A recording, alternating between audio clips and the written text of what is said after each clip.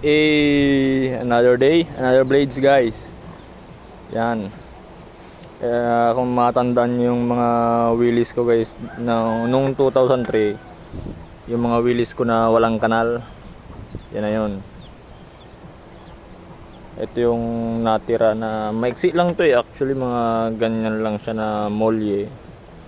Tapos mga ganyan kalapad, yan, pinahaba na lang.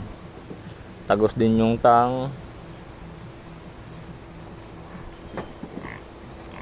Deer antler yung pinaka handle nya. Ito guys, Marabical yan. Ito barayong. Yung spacer dito leather yan na puti na manipis para kapit. And ito brass.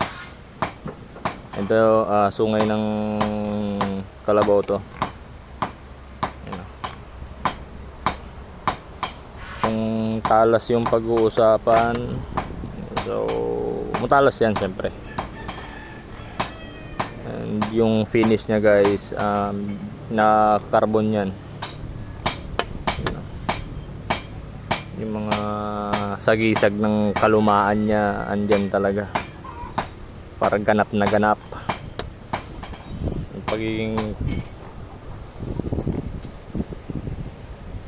tapos scabbard naman, barayong to guys, karugtong yun ito. And yung likod Marabical,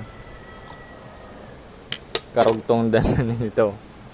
So ano sila, magkalugtong. Yung belt loop, buto ng baka, yung kinuha ko dun sa kabiyak ito nung ginawa ko dun sa push dagger. Yan, ito yung tapos inukitan ko ng yan, deer skull na may antler. Ito dapat, yung ibang details yan dapat hindi ko na ilalagay yan, kaso yun nga, magmumukha siyang itlog na itinapa lang dyan, kaya nilagyan ko ng ibang ibang forma.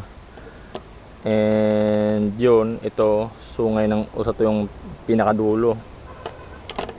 Pero hindi ito magkarugtong, tsaka ito magkaiba yan. Ito puti ito dinugtong ko lang yan dyan. So itong brass na to ay siya yung guys, pumipigil sa paghihiwalay ng dalawang panig. Pero bukod sa brass na yan, may tatlong aluminum pins pa na ganito para mapanatili ang ugnayan ng dalawang pusong nagmamahalan. So matibay yan guys, matibay. Nakapin, dito nakapin yan sa Marabical.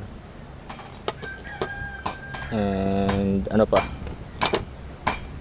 so yan, wala na. Ito guys, kumbaga talagang na yan, fix na yan hanggat buo yung build na to guys. Hindi ito hihiwalay.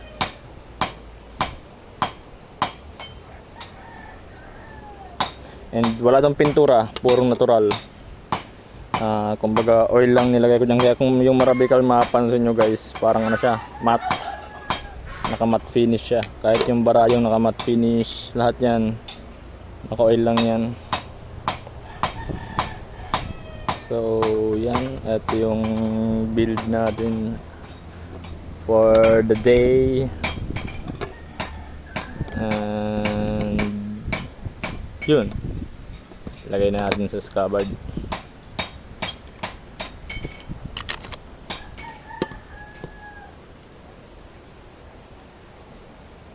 Easy. Thank you guys.